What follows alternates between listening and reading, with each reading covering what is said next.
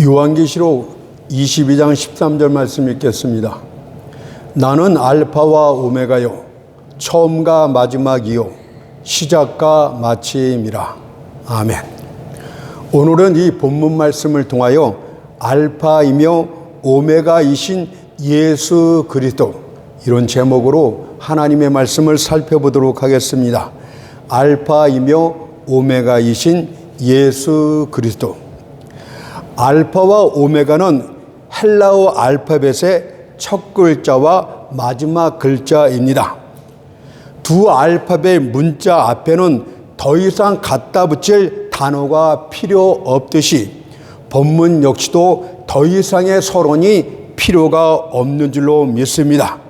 근본적으로 예수께서는 알파와 오메가이시며 시작과 끝이시고 처음과 나중이 되시는 분이다, 이런 뜻이 되겠습니다. 그리고 만일 본문을 다음에 세 가지 측면에서 생각해 보게 된다면 그 의미는 더 뚜렷해지게 될 줄 믿습니다. 첫째로, 예수께서는 서열상의 측면에서 알파시며 오메가가 되십니다. 예수 그리스도께서는 모든 피조물 위에 계신 영원하신 하나님으로서 알파의 자리에 계십니다. 그것을 로마서 9장 5절에서 이렇게 증거했습니다. 저는 만물 위에 계셔 세세의 찬양을 받으실 하나님이시니라. 아멘. 또한 하늘 보좌를 둘러선 네 생물들과 24장로들이 그분 앞에 엎드려 계시록 4장 10절의 말씀처럼 보좌에 앉으사 세세토록 사시는 이라며 영광과 존귀와 감사를 돌리고 있습니다. 세세토록 사시는 이, 영생하시는 이, 바로 알파의 자리에 계신 예수, 그분을 말씀합니다. 또한 예수께서는 여호와께만 속한 이름, 즉 출애굽기 3장 14절의 말씀, 나는 스스로 있는 자니라 라는 이름의 알파이십니다. 나는 스스로 있는 자니라, 얼마나 멋진 이름이고 사람의 머리로선 나올 수 없는 이름 아닙니까? 나는 스스로 있는 자니라. 여기서 스스로 있는 자란 말씀은 오직 그분만이 유일한 존재가 되시고 다른 모든 것들에 대한 존재의 뿌리가 되신다는 뜻입니다. 그러나 다른 존재들은 스스로 존재하는 것이 아니고 그분의 주권적인 의지에 의해서 존재하고 있을 따름입니다. 우리가 지금 존재하고 있습니까? 하나님의 주권적인 의지가 내가 존재하는 것이 좋겠다, 그분의 주권적인 의지가 그렇게 세워졌기 때문에 존재하고 있는 것입니다. 우리가 스스로 어떻게 존재할 수가 있겠습니까? 우리는 먹을 것도 필요하고 마실 것도 필요하고 여러 가지 모든 것들이 있지 않고서는 스스로 존재할 수 없어요. 생명도 내 마음대로 할 수 없습니다. 그분이 너는 흙이니 흙으로 돌아가라고 말씀하시면 그저 흙으로 돌아갈 따름입니다. 만일 그들의 존재가 더 이상 주님의 뜻이 아니라면 그것들은 무리의 거품처럼 신속히 사라져 본래의 고향이었던 무로 돌아가게 됩니다. 또한 분명한 사실은 천사들은 알파가 절대 아닙니다. 그들은 지은 자에 의해서 지음을 받은 첫 번째 피조물로서 다음 같은 의무가 주어져 있습니다. 단지 첫 번째 피조물일 뿐이지 그들은 알파의 자리에 있는 하나님이 아니십니다. 히브리서 1장 14절을 보십시오. 모든 천사들은 하나도 빠짐없이 모든 천사들은 부리는 영으로서 그분이 주인이시다, 이 뜻 아닙니까? 구원 얻을 후사들을 위하여 섬기라고 보내심이 아니뇨, 명확하게 말씀하고 있지 않습니까? 그런데 모든 것의 으뜸이신 알파이신 예수께서 스스로 자신을 오메가, 즉 마지막 밑바닥까지 내려가셨던 적이 있었습니다. 그때는 우리를 사랑하사 우리 죄를 위하여 십자가에 달려 돌아가셨을 때, 다시 말해서 하나님의 어린 양으로서 속죄 제물이 되셨을 때 그분은 오메가가 되셨습니다. 세례요한은 이런 예수님을 향해서 이렇게 외쳤습니다. 요한복음 1장 29절 말씀을 보니까 보라 세상 죄를 지고 가는 하나님의 어린 양이로다. 오메가로서의 이 땅에 오신 예수를 보고 외친 말입니다. 또한 로마서 5장 6절을 말씀을 보니까 우리가 아직 연약할 때에 기약대로 하나님의 뜻대로 그리스도께서 경건치 않은 자를 위하여 죽으셨도다. 경건치 않은 우리들, 악인이고 악한 자들은 우리를 위해서 죽으셨다고 말씀하시면서 그분의 죽으심이 오메가이셨습니다. 그렇다면 그분의 낮아지심을 여러분들은 생각해 보았습니다. 예수 그리스도께서 하늘 아버지의 지극히 높은 영광 보좌에서 내려오사 비천한 인간이 되셨습니다. 영원한 하나님이신 그 알파 되신 예수께서 비천한 인간인 오메가로 오셨다는 것은 얼마나 놀라운 자기 비하란 말입니까? 창조주가 피조물이 되었습니다. 무한자가 유한자가 되었습니다. 하나님의 아들이 사람의 아들이 되다니 이 얼마나 놀라운 낮아지심이란 말입니까? 그러나 그분의 낮아지심은 인간으로 오신 것이 끝이 아니었습니다. 그분은 더욱더 낮아지시기 시작하셨습니다. 그분께서 사람이 되어 이 땅에 태어나셨을 때 금빛 요람에서 태어난 것이 아닙니다.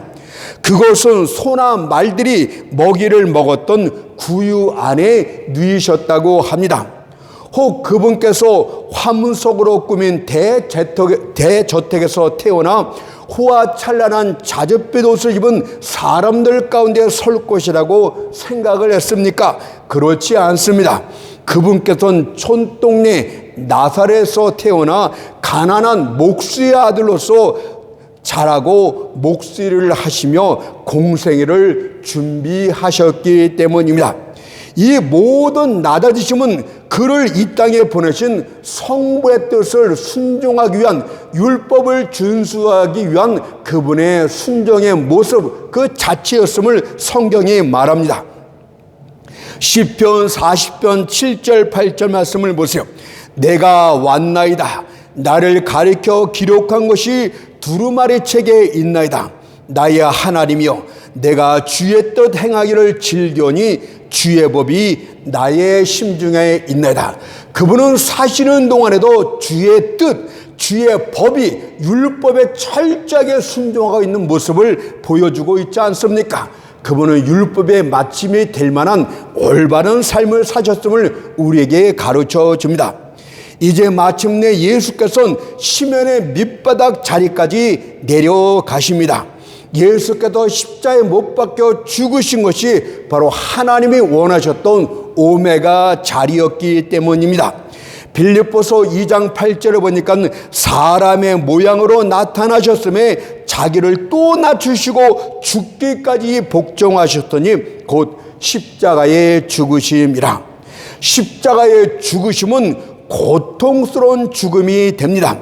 신경이 모아진 신체의 일부분이 크고 고친 쇠못에 박혀 공중 높이 나무에 매달리는 고통스러운 죽음입니다. 몸 전체의 무게가 손과 발에 박힌 세 개의 못에 지탱된 채 살이 찢어져 나갈 듯한 그 고통은 이루 형용할 수 없을 것입니다. 예수께서 피를 너무 흘리신 나머지 죽음의 갈증으로 인해 요한복음 19장 28절에서 이렇게 신음을 하셨습니다. 내가 목마르다. 또한 십자가의 죽으심은 가장 수치스러운 죽음이기도 합니다. 흉악한 강도들이 그와 함께 십자가에 달렸습니다.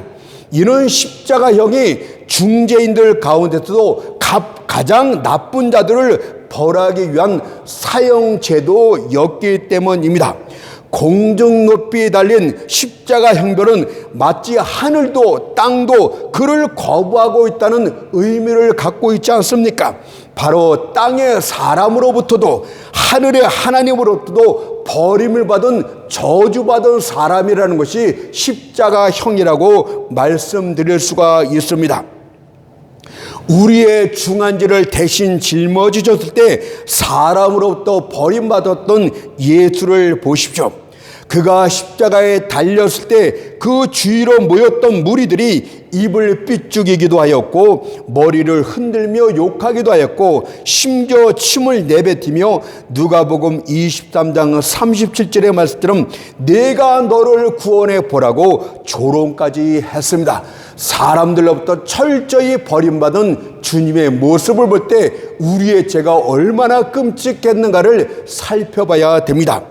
또한 예수께서 하늘을 향해 마태복음 27장 46절의 말씀처럼 나의 하나님 어찌하여 나를 버리셨나이고 절규하였을 때 그분은 하나님으로부터도 버리심을 받았습니다. 마침내 그분께서 요한복음 19장 30절에서 다 이루었다 하시고 머리를 숙이시고 운명하실 때 그때가 바로 오메가 자리에 서셨던 예수 그리스도의 모습입니다. 영생하신 그 하나님, 그 예수가 알파의 자리라면 우리의 죄 때문에 대신 죽으셨던 가장 처참한 십자가의 죽으심을 당하셨던 그분의 모습은 가장 밑바닥 바로 오메가의 자리이셨다는 것을 살펴볼 수 있겠습니다. 두 번째는 예수께서는 창조 사역에서도 알파시며 오메가가 되십니다.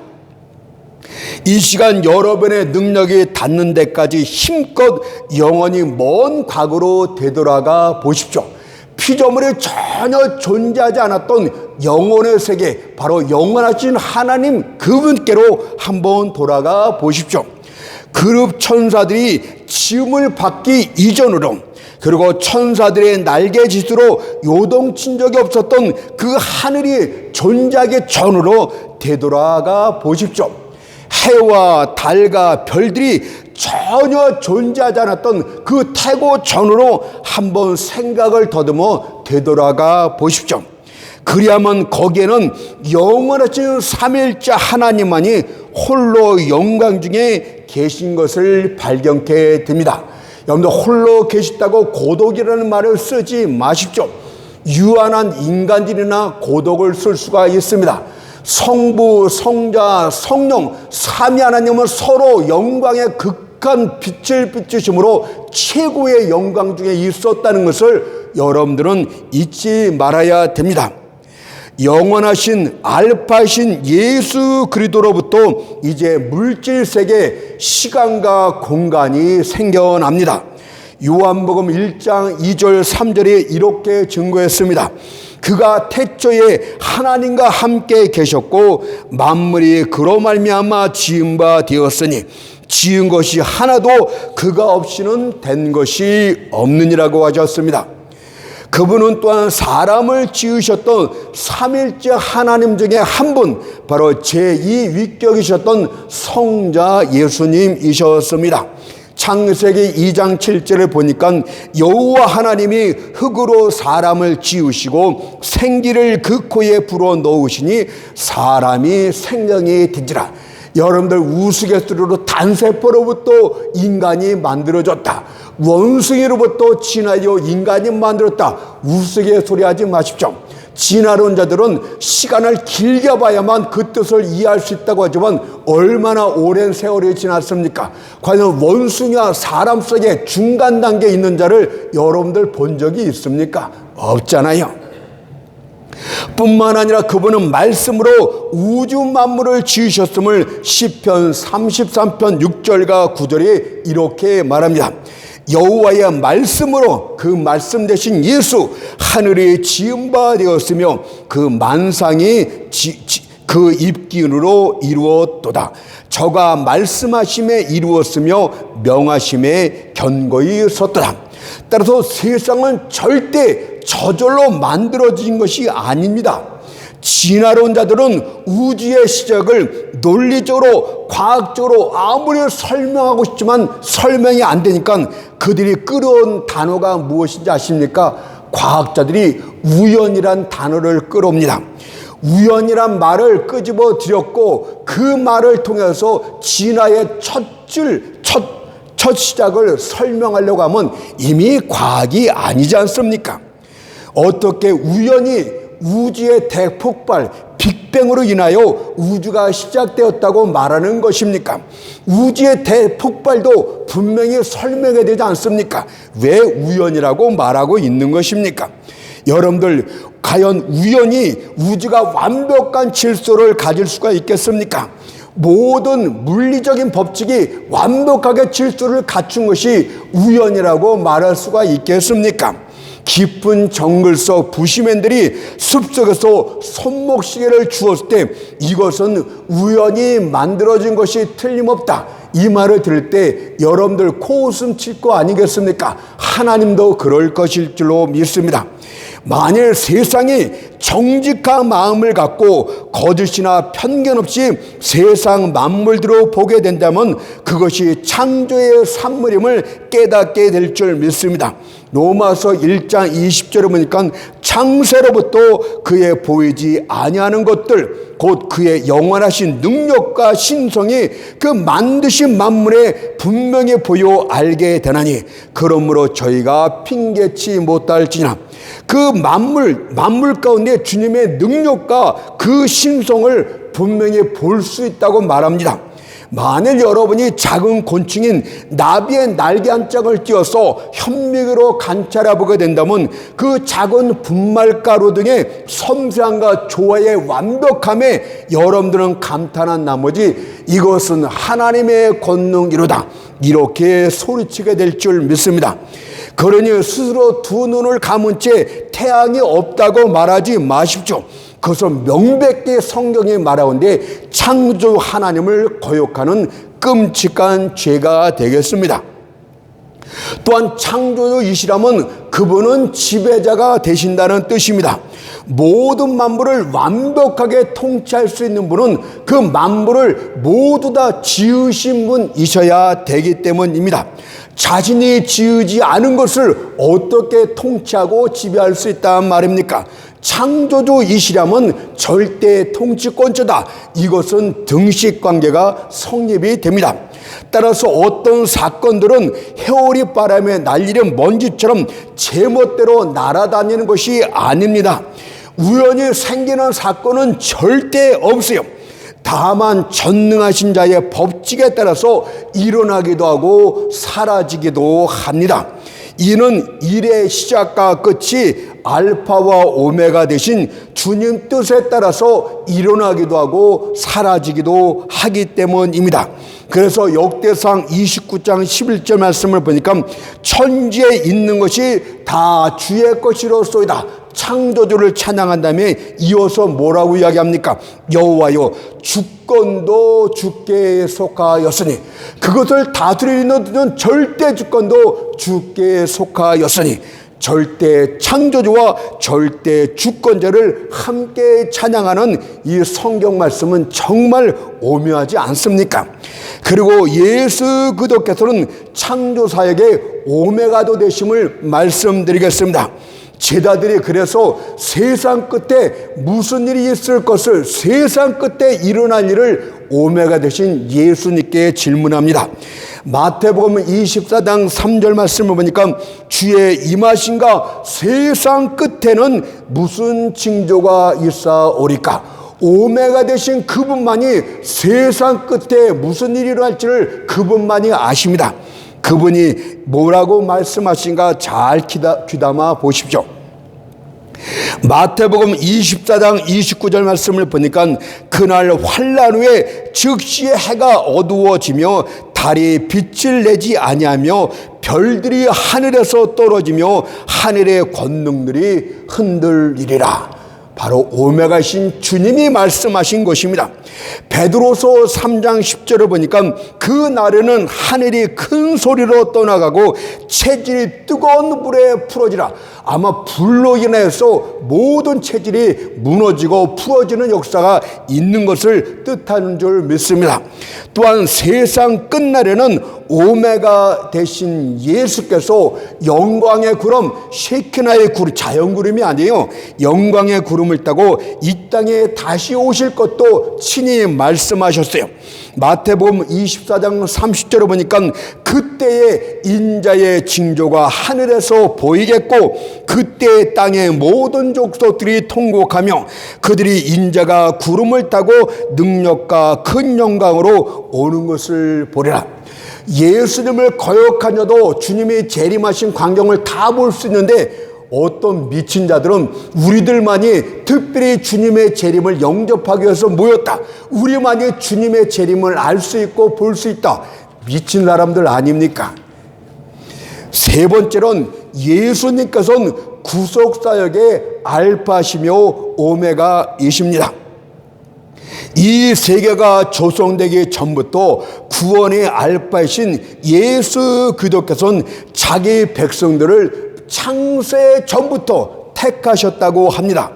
에베소 1장 4절을 보세요. 창세 후입니까 전입니까? 창세 전에 그리스도 안에서 우리를 택하사. 창세 전이란 피조물이 존재하기 전 영원의 때를 말씀하시고 삼일째 하나님만 계셨던 그때 바로 구원의 준비가 있었고 선택이 있었습니다. 주님께서는 여러분들이 고고성을 부리며 태어나기 이전부터 여러분들을 알고 있었고 여러분들을 사랑하였고 여러분들을 구원하기로 작정하셨다고 합니다. 또한 창세전에 그리스도 안에서 우리를 택하사. 창세 전인데 그리스도라는 단어를 사용하는 이 성경의 오묘한 진리를 보십시오. 그리스도라는 메시아 구원자라는 뜻 아닙니까? 이것은 창조가 있기 전부터 주님께서 지으신 인생들이 범죄하여 타락할 것을 미리 다 아시고 구원의 계획을 세운 다음에 창조 역사가 이루어진 것이지, 창조 역사가 이루어진 다음에 인간들이 타락하니까 서둘러서 구원 역사를 준비하신 것이 아님을 명백히 합니다. 모든 것을 미리 다 아시는 하나님, 그 성경을 여러분들 매일 읽으세요. 그렇기 때문에 창세전에 이미 그분께서는 예수 그리스도 안에서 선택이 이루어졌음을 말씀하고 있는 것입니다. 성경은 선택과 관련해서 이삭의 아내 리브가에서 태어난 쌍둥이 에서와 야곱을 근거로 우리에게 진리를 가르칩니다. 로마서 9장 11절 13절을 읽을게요. 그 자식들이 아직 나지도 아니하고 무슨 선이나 악을 행하지 아니한 때에 택하심을 따라 되는 하나님의 뜻이 행위로 말미암지 않고 오직 부르시는 이에게로 말미암아 서게 하려 함이라. 기록된 바 내가 야곱을 사랑하고 에서는 미워하였다 하신가 같으냐. 창세전에 선택하였다는 말과 태중에 있을 때 이미 선택이 다 이루어지고 있다는 말은 무엇입니까? 구원이 여러분들의 선한 행위나 공로로 이루어진 것이 아니라고 말씀하고 있지 않습니까? 오직 부르시는 이에게로 말미암아, 행위로 말미암지 않고 하나님의 전적인 은혜로 말미암아 구원받았다는 진리를 여러분들이 잊지 마십시오. 또 그분이 자기 뜻대로 하셨다는 의미는 무엇입니까?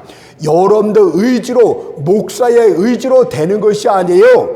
하나님의 전적인 뜻이라는 의미는 그분의 주권적인 판단에 의해서 언제? 창세전에 이미 이루어졌다고 말씀하고 있습니다.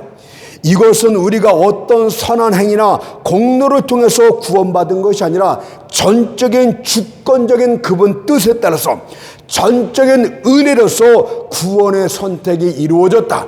이런 놀라운 교리적인 의미가 내포되어 있습니다. 이에 대해서 어떤 이들은 여전히 의문을 품고 이렇게 말합니다. 주여, 모든 결과에는 원인이 있는 것이 아니겠습니까? 하나님의 선택 또한 그 원인이나 기준이 있는 것이 아니겠습니까? 이렇게 말합니다. 이에 대한 대답은 주님이 말씀하신 것 밖에는 할 수가 없겠어요. 누가복음 10장 21절 말씀 보니까 옳소이다 이렇게 된 것이 아버지의 뜻이니라. 바로 불합리가 전혀 없어진 하나님의 주권적인 선택은 옳소이다, 옳다 이 말이에요. 그분은 전혀 흠이 없고 전혀 잘못이 없는 완벽한 선택을 하셨기 때문에 옳소이다, 여러분들도 옳소이다 이렇게 대답해야 됩니다. 비록 지금은 그 선택하신 이유를 말씀하고 계시지 않지만 우리는 다음 같은 말씀을 통해서 그 개괄적인 의미는 추론해 볼 수가 있어요. 시편 135편 4절 말씀이 그것입니다. 여호와께서 자기를 위하여 야곱을 택하셨음이로다. 자기를 위하여, 이 말씀의 택하심에서 우리가 추론해 볼 수 있는 유일한 근거 중에 하나가 되겠습니다. 선택의 목적은 분명히 여러분들을 위해서가 아니고 여호와 그분 자신을 위해서라고 했다고 합니다. 여러분들, 하나님께서 자신을 위해서 선택했다는 것은 무엇입니까? 그분은 분명히 죄인들을 선택을 하셨어요. 근데 그분이 자기를 위해서 선택했다는 의미는 그 결과에 대해서도 그분이 책임을 지신다. 다시 말해서 하나님의 선택한 자를 그분께서 시간의 세계에서 거룩하신 하나님을 닮게끔 완벽하게 준비하시고 만들어 가시고 자기의 소유로 삼으신다는 의미를 내포하고 있지 않습니까? 구원은요, 하나님께서 친히 책임까지도 지신다는 것을 말씀하고 계십니다. 자기를 위해서 선택하셨어요. 그러면 야곱은 원래 누굽니까? 야곱 자신의 소유 아니겠습니까? 그러나 하나님께서는 이제 자기를 위해서 선택하셨다는 것은 하나님의 소유가 됐다. 하나님의 소유는 죄인들이 될 수가 없어요. 그래서 거룩하신 하나님은 자기의 소유를 반드시 거룩하게 만들어 가신다는 이것을 암시하고 있어요. 그러면 여러분들, 만세전의 선택을 받았던 자는 시간의 세계에서 어떤 삶을 살까요? 그는 끊임없이 거룩한 삶으로 하나님의 은혜로서 나아가게 돼요. 여러분들, 요즘 목사들이 데모하고 별지라 다른데 그것을 보면서 저가 하나님을 알까? 성경에서 배운 예수나 성령 이런 단어를 이용해서 자기 욕심만 채우고 있는 것은 아닌가? 설명 안 해도 많이 보이지 않습니까? 목사들이 뭐를 도대체 합니까? 예수를 증거하라고 모인 하나님의 부르신 자들인데 자기 배만 차리고 있는 그들을 볼 때 미친놈들이에요. 올바른 목회자가 있는지 모르겠어요.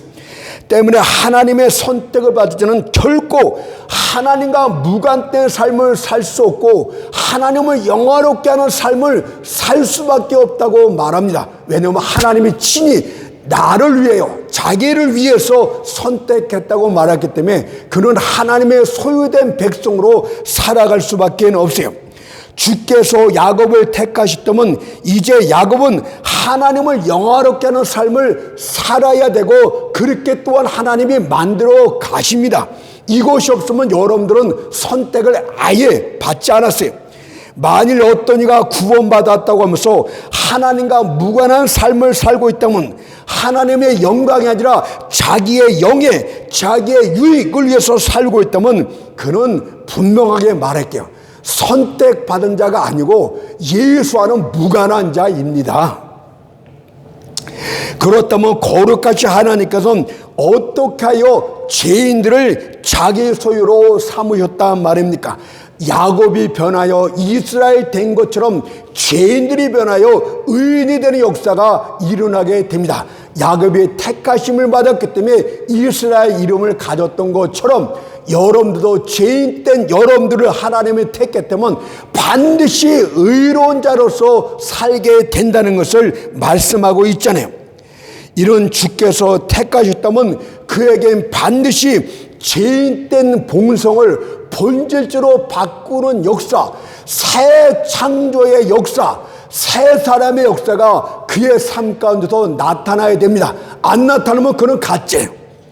택함받은 야곱을 선택했는데 야곱에 대해서 집중할 필요가 있어요. 선택과 관련해서. 야곱이 베델에서 잠자던 중에 하늘까지 닿는 사닥다리를 보게 됩니다. 여러분, 그냥 꿈에서 놀라운 사닥다리 봤다 이게 아니에요. 야곱이 선택으로서 그 하나님의 뜻을 밝히는 근거로 말했다면, 선택과 관련해서 그 모든 꿈들을 잘 이해하고 영적인 해석을 할 수 있도록 성령의 이끌림을 받아야 돼요. 신약에 들어오자 예수님께서 야곱이 본 하늘 사닥다리가 인자, 바로 그분 자신임을 이렇게 해석해 주었어요. 요한복음 1장 51절 말씀 보니까 진실로 진실로 너희에게 이르노니 하늘이 열리고 하나님의 사자들이 인자 위에 오르락 내리락 하는 것을 보리라고 말씀하고 있지 않습니까? 하나님, 예수님이 하늘로 가는 길이다, 이것만이 여기에 뜻이 포함된 것이 아니에요. 이것은 가장 밑바닥 땅에서부터 한 계단 올라가서 거룩까지 하나님까지 나아가는 죄인들이 성화되는 과정, 거룩함으로 나아가는 과정이 예수 그리스도 안에서 이루어지게 될 것이다. 바로 예수 그리스도 안에서 조금씩 의롭고 성화되어서 하나님을 닮은 자, 거룩과 하나님의 형상을 닮은 자로 나아가게 될 것이라는 것을 말씀해 주고 있습니다. 이것이 바로 천국 가는 길이에요. 이렇게 되지 않으면 천국 가는 길이 없습니다. 여러분들 이 진리를 아시겠습니까? 바로 알파에서 오메가까지 바로 예수 죄인된 위치에서 거룩까지 하나님까지 나아가는 하나님의 사닥다리가 예수 안에서 이루어지게 있는 것입니다. 그렇다면 창세전의 구원의 선택이란 첫 알파가 있었는가를 살펴보십시오. 그러면 그게 있었다면 삶을 통해서 거룩함이 나아가게 됩니다. 이것을 로마서 8장 30절에서 말하기를 미리 정하신, 미리라는 것은 시간의 앞에 정도만 얘기하는 것이 아니라 창세 전, 피조물이 존재하기 전을 말씀하는 영혼을 말해요. 미리 정하신, 영혼의 때 예정하신, 미리 정하신 그들을 또한 부르시고, 이제 미리가 없어졌어요. 부르시는 것은 언제입니까? 이 시간의 세계에서 여러분들이 태어나서 살고 있는 이때 하나님이 어떤 시간에 맞춰 어떤 방법으로 고난을 통해서 부르는 사람도 있고, 어떤 사람은 말씀을 듣는 중에 부르심을 받는 사람도 있고, 전도를 통해서 오는 사람도 있을 줄로 믿습니다. 하나님의 부르심의 방법도 예정 가운데 이미 다 정해져 있어요. 창세전에 선택했습니까? 선택한 자를 그분께서는 시간의 세계에서 여러분들을 부르십니다. 야, 내가 창세전에 너를 선택했는데 이제 선택한 그 뜻을 이루기 위해서 내가 오늘 너를 불러야 되겠다. 너를 이제 하나님의 사람으로 만들어야 되겠다. 야곱 같은 지렁이 같은 너를 하나님의 아들 이스라엘로 만들어야 되겠다. 이런 뜻이 강력하게 내포되어 있습니다. 자, 그래서 여러분들 이런 하나님의 예정 가운데서 여러분의 의롭고 거룩한 단계로 나아가는 것이 다 정해져 있습니다. 그러면 첫 번째로 어떻게 될까요? 다른 말씀 못 드리겠어요. 하나님께서는 여러분들에게 믿음을 주심으로 선물로 주신대요. 믿음을 선물로 주심으로써 그가 예수를 믿고 의롭담을 받게 하신대요. 에베소 2장 8절 말씀 보세요. 믿음이 여러분들 의지만으로 되는 것이 절대 아니에요. 그것은 여러분들 잘못된 믿음이다. 믿음은 하나님의 선물로서 복합적인 의미를 갖고 있어요. 너희가 그 은혜를 인하여 믿음으로 말미암아 구원을 얻었을 때, 믿음으로 말미암아 구원을 얻었어요. 여기까지 됐어요. 이것이 너희에게서 난 것이 아니요, 여러분에게선 절대 거룩하신 하나님을 믿을 믿음이 안 난대요. 하나님의 선물이라.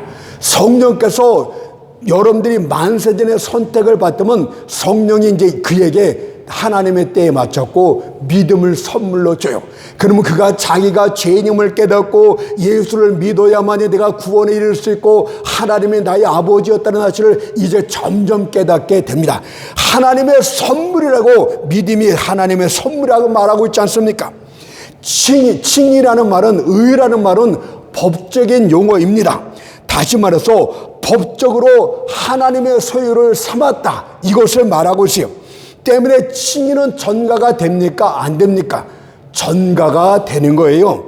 우리가 믿을 때 예수께서 홀로 이루신 인간의 의가 아니라 하나님의 의가 믿음의 통로를 통해서 우리에게 전가됩니다. 그래서 의롭다함을 받는 것이지 의롭게 완벽하게 된 것이 아니에요. 법적으로 하나님의 법정에서, 거룩한 법정에서 예수 안에 있는 여러분들 보고 하나님이 너는 이제 의인이다, 이렇게 법적으로만 말씀하고 있는 것입니다. 그러나 실질적인 거룩함은 절대 전가되지 않아요. 어떤 미치광이 보니까 이 거룩함도 전가되는 것처럼 거짓말도 푸고 썰도 푸는데, 제발 성경을 좀 읽으세요. 그런 가짜 도둑놈 그런 목사들에게 넘어가지 않으려면 성경을 바로 읽으세요. 아주 답답해 죽겠습니다. 여러분들, 거룩함으로 자라나는 성화는 전가되는 것이 아니라 하나님과 그가 연합해서 이루어가는 과정입니다. 성화의 과정은 무엇입니까? 법적으로 하나님의 자녀가 되었습니까? 거기서 끝나는 것이 아니요. 인간들은 호적에 여러분들 이름을 올리면은 법적으로 자녀가 되었기 때문에 끝나는 것이지만, 하나님은 그렇게 시시하게 하지 않아요. 인간들처럼 하지 않아요. 자기의 자녀로 법적으로 만들었으면 그의 내면을 처음부터 끝까지 하나님의 자녀로 거룩함으로 또한 만들어 가시는 것이 바로 성화입니다. 그래서 칭의와 성화, 이 두 가지를 구별을 하면서 잘 이해를 해야 됩니다. 믿음으로 내가 의롭다함을 받는 것은, 칭의는 예수로 된 것이고 이것은 믿기만 하면 되는 법적 용어이구나. 성화는 내가 저절로 거룩하게 되는 것이 아니라 성화와 의롭다함을 구별하세요. 이거 거룩하게 되는 것은 성령이 내 안에 계셔갖고 나를 그렇게 만들어 가시는 것이구나. 내가 이제 법적으로 하나님의 자녀 되었기 때문에 하나님의 실제적으로 만들어 가는 것이구나. 이렇게 생각하면 성경이 잘 보이게 될 줄 믿습니다. 먼저 믿는 자들에겐 성령으로 해서 중생, 거듭남, 다시 태어남이 새 출발의 거듭남입니다. 죄인들이 하나님의 자녀로 다시 태어난 것이 성령으로 거듭났다, 이렇게 말하는 거예요. 중생 거듭남에 대해서 또 책 쓴 사람인데 거기도 아주 개판 아닙니까? 성경을 잘 보시고 거듭남이 뭔가를 정확하게 좀 아세요. 그리고 이론적으로 아는 것이 아니고 이것은 실질적인 여러분의 삶 가운데 나타나야 돼요. 그것이 진짜입니다. 죄와 허물로 죽었던 영혼들을 새 생명, 영생으로 다시 살게 하는 것이 거듭남입니다. 여러분들, 영생이니까 야 이제 우리들은 우리한테 와라, 그러면 영생을 너는 받는 것이다, 우리는 죽지 않는다. 미치광이에게 오늘 고만 좀 하세요. 너무 자꾸 얘기가 이렇게 나오는데 이것도 성경을 몰랐어요. 영생은요, 우리 영혼이 죄와 허물로 죽었던 너희라는 것은 영혼을 말하고 있어요. 영혼에 먼저 영생, 하나님의 영생의 씨앗이 뿌려지고 나중에 부활 때, 예수님이 이 땅에 재림할 때 육체까지도 영원한 몸으로 다시 일어서는 것이 성경이 말하는 진리입니다. 또한 이 거룩한 씨를 우리 안에 딱 심어준 이 상태가 바로 거듭남이에요. 그러면 이 씨는 무엇입니까? 점점 자라나야 되는 거 아닙니까? 그래서 이 땅에선 거룩함으로 완벽한 자는 한 명도 없어요. 거룩함으로 계속 자라나고 있는 거예요. 마가복음 4장 28절 읽어볼게요. 처음에는 싹이요, 다음에는 이삭이요, 그 다음에는 이삭의 축신한 곡식이라면서 거룩함은 계속 자라나고 있습니다. 그리고 이것을 베드로전서 1장 23절에서 거듭남이 거룩한 씨를 심었다는 것을 이렇게 말해요. 너희가 거듭난 것이 중생한 것이죠. 썩어질 씨로 된 것이 아니라 세상 것으로 된 것이 아니라 이 말이에요. 썩지 아니할 씨로 된 것이니, 영생으로부터 된 것이니, 하나님 주신 생명으로부터 된 것이니, 하나님의 새 성품, 신의 성품이 너희 안에 심겨진 것이니, 이런 여러 가지 의미로 될 수가 있겠습니다. 그러면 중생하려면 어떻습니까? 여전히 여러분들에는 옛 성품도 같이 존재합니다. 제약된 옛 성품은 여러분들 지금 갖고 있는 육체가 죽기 전까지는 계속해서 여러분 안에 발버둥 칩니다. 또 어떤 이단들은 우리 안에 들어오면 이제 하나님의 거룩한 신의 성품이 왔기 때문에 죄의 성품이 안 나타난다. 이것도 성경을 읽지 못한 무식한 자들이 지들 망상에서 만드는 말 아닙니까? 올해 한국교회가 전부 이 지경이에요. 지금 정신 차려야 됩니다. 그리스도인 안에는 새 성품과 옛 성품이 그래서 끊임없이 싸우게 됩니다. 여러분들 갈등 안 느낍니까? 갈등 느껴요. 하나님을 따를 것인가, 죄악을 따를 것인가, 끊임없이 여러분들 안에서 싸웁니다. 때문에 우리는 성령과 더불어서 옛 성품을 이겨나고 하나님의 성품으로 자라나기 위해선 성경에서 말하는 충고와 권고가 무엇입니까? 에베소 5장 18절 말씀이고 오직 성령의 충만을 받으라. 또 이것도 무지한 자들이 말하기로 오직 성령의 충만을 받으라. 바로 은사 체험하고 신령한 체험을 하고 성경이 말하지 않느냐. 참 무지한 사람들이 너무나 많아요. 여기서는 그런 걸 말하는 것이 아니에요. 오직 성령의 충만함을 받으라는 의미는 바로 여러분들 신앙생활이 거룩하게 되기 위해서, 바로 신앙생활에서 거룩하게 해서 성령 충만한 삶을 살아라. 여러분 육체의 소욕대로 하지 말고 성령의 충만한 건 성령의 이끌림을 받으면서 성령의 지시한 대로 순종하기 위해서 그런 성령 충만함을 받으라, 이렇게 말한 건데, 하여튼 성경을 제멋대로 그냥 갈기하게 찢어놓는 미치광이들이 세상에 너무나 많습니다.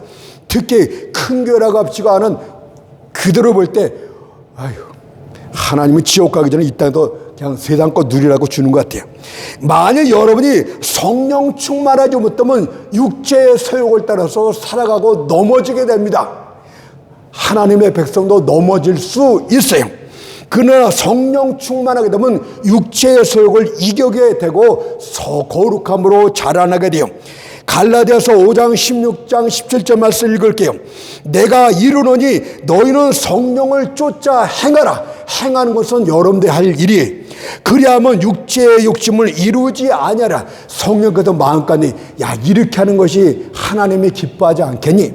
이렇게 하는 것이 예수님이 기뻐하지 않겠니? 성령을 쫓아서 계속 행하는 거예요. 육체의 소욕은 성령을 거스리고 성령의 소욕은 육체를 거스리나니 이들이 서로 대적함으로 너희의 원하는 것을 하지 못하게 함이라. 그래서 성령이 충만해야 여러분들 육체의 소욕을 이길 수가 있어요. 결과적으로 하나님께서 자기를 위하여 선택하셨다는 의미는, 자기 소유를 삼았다는 의미는 성령으로 거듭나게 하시고, 그건 이제 하나님의 소유가 됐죠.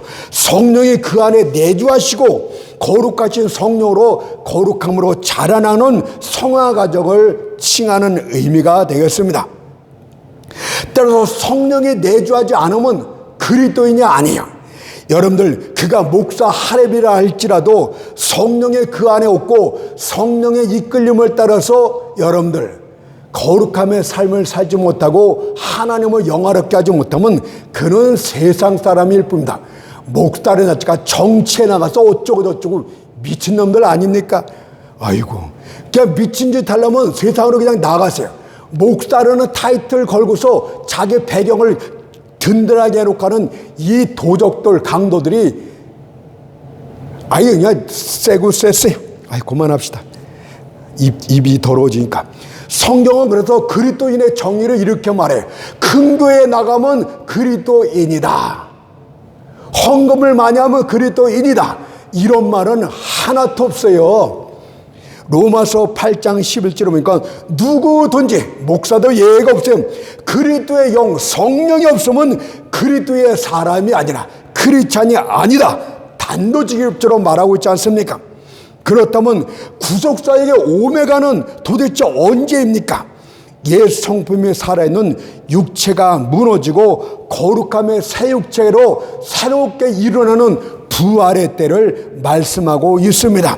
썩을 육체가 썩지 아니할 육체로 욕된 몸이 영광된 몸으로 다시 부활할 그때, 바로 그때가 구원의 오메가가 되는 것이고, 그날은 예수께서 영광 중에 이 땅에 재림하실 때, 그때가 오메가입니다. 데살로니가전서 4장 16절 말씀 읽을게요. 주께서 호령과 천사장의 소리와 하나님의 낫발로 친히 하늘로 쫓아 강리에 마시리니 그리스도 안에서 죽은 자들이 먼저 일어나고, 이때가 구속사역의 완성입니다. 육체까지도 영생을 얻는 그때, 영생의 몸으로, 영광된 몸으로 일어나는 그때가 바로 오메가가 되겠습니다. 그렇다면 이제 끝으로 알파와 오메가이신 예수 그리스도를 우리 일상생활에 적용시키고 마치도록 하겠습니다. 만약 여러분이 알파이신 예수와 시작을 했고 계속해서 그분의 임재 안에 거하고 있다면 여러분의 끝은 제가 자신하건대 최상의 행복으로 마무리됩니다. 이는 주가 알파시고 오메가이시기 때문입니다. 그래서 전도서 7장 8절에서 일의 끝이 시작보다 낫다, 이 말씀은 누구에게 적용되는 것입니까? 알파이신 예수와 시작한 자만이 그 끝이 낫게 된다는 뜻이에요. 그러면 알파이신 예수와 시작했다면 그가 어떤 자입니까? 그냥 대충 그런 크리스찬입니까? 예수와 시작하고 예수 안에서 살고 있다는 것은 그가 신실한 크리스찬임을 말씀하고 있어요.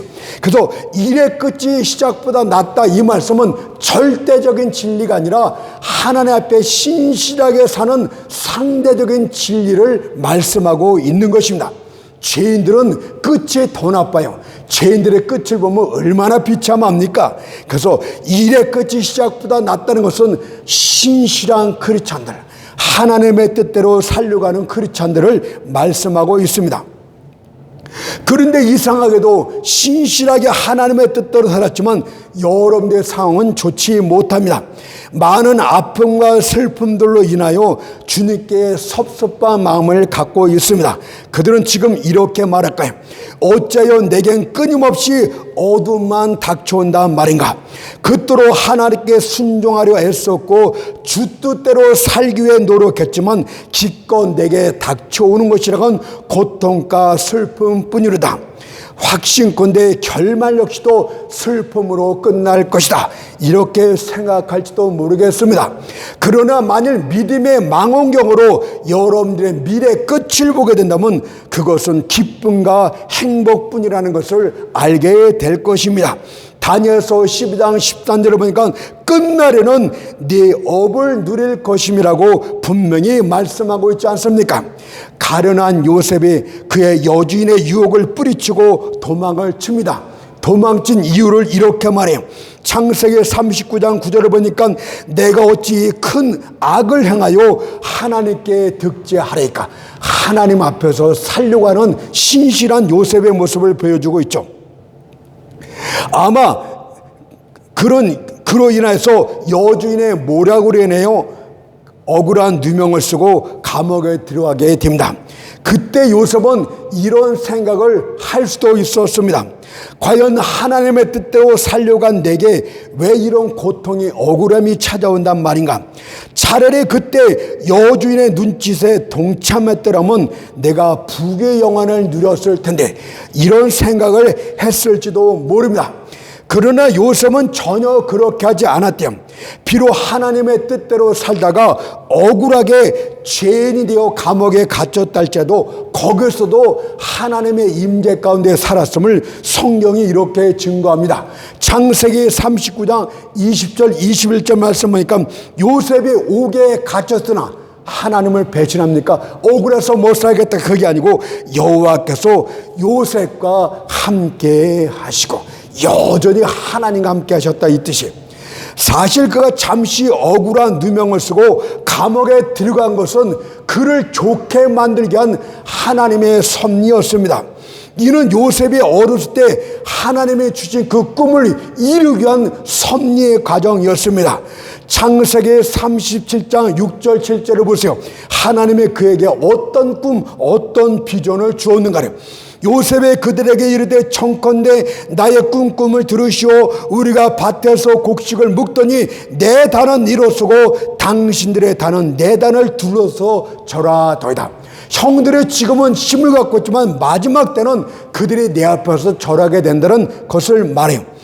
하나님의 뜻은, 요셉을 향한 하나님의 뜻은 그를 애굽의 총리로 세우는 것이었습니다. 왜냐하면 애굽의 총리로 세운 것은 요셉만 잘 먹고 잘 살기 위한 것이 아니라 장자 기근으로 멸절되게 된 야곱의 온 가족들을 애굽으로 이끌어서 먹이시고 보호하시기 위함입니다. 바로 하나님의 백성들을 먹이시고 보호하시기 위해서 요셉을 준비하셨고 요셉을 총리로 세우시는 것이 하나님의 뜻이었어요. 때문에 요셉은 하나님의 강권적인 섭립으로 형들의 미움을 받아 애굽의 노예로 팔려갑니다. 또한 노예로 팔려간 보디발의 집에서 여주인의 분노를 사고 억울한 누명을 쓰고 감옥에 또한 들어가야 됩니다. 밑바닥으로 내려갑니다. 그러나 십자로 내려가지만 하나님과 함께하는 자는 면류관을 쓰게 되는 것입니다. 그가 왜 그럴까지 했습니까? 하나님은 그가 감옥 안에서 애굽왕 바로의 술 맡던 관원장을 만나게 하는 것이 하나님의 뜻이었기 때문에 요셉은 반드시 감옥에 들어가야 됩니다. 그리고 술 맡던 관원장의 꿈을 꾸었을 때 그 꿈을 해석해 줄 수 있는 하나님의 사람의 인정을 받은 다음에 술 맡던 관원장은 석방이 됩니다. 그리고 훗날 이 술 맡던 관원장이 이 요셉을 기억하고 그를 애굽왕 바로에게 인도를 합니다. 왜냐하면 이번에는 바로가 꿈을 꾸었는데 해석을 못하니까 이 영적인 해석을 할 수 있는 요셉을 인도했다는 뜻이에요. 그리고 요셉이 바로의 꿈을 해석해 줬을 때 바로가 감탄하여 이렇게 말하며 요셉을 애굽의 국무총리로 세웠어요. 창세기 41장 38절 41절 말씀 읽겠습니다. 바로가 그 신하들에게 이르되 이와 같이 하나님의 신이 감동한 사람을 우리가 어찌 얻을 수 있으리요. 하나님의 신의 성령의 감동을 받고 사는 사람들은 언젠가는 반드시 하나님 앞에 큰 쓰임을 받습니다. 너는 내 집을 치유하라. 내 백성이 다 네 명을 복종하리니 나는 너보다 높음이 보좌뿐이니라. 바로가 또 요셉에게 이르되 내가 너로 애굽 온 땅을 총리하게 하노라 하고.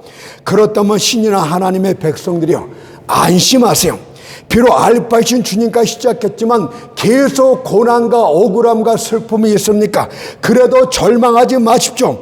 이는 오메가이신 예수로 말미암아 여러분들 끝이 형통하며 탁 트인 대로가 될 것이기 때문입니다. 그러니 하나님의 백성들은 낙심치 말고 알파이신 예수와 시작한 여러분들은 오메가이신 예수로 말미암아 찬란하게 빛날 것임을 절대적으로 믿으십시오. 십자가를 통해서 보좌로 나가게 되고 지육단길을 통해서 황금길로 나가게 되는 거 아닙니까? 여러분들, 그래서 주와 시작한 여러분들은 반드시 주로 말미암아 그 끝이 최고의 축복으로 끝나게 되는 줄로 믿습니다.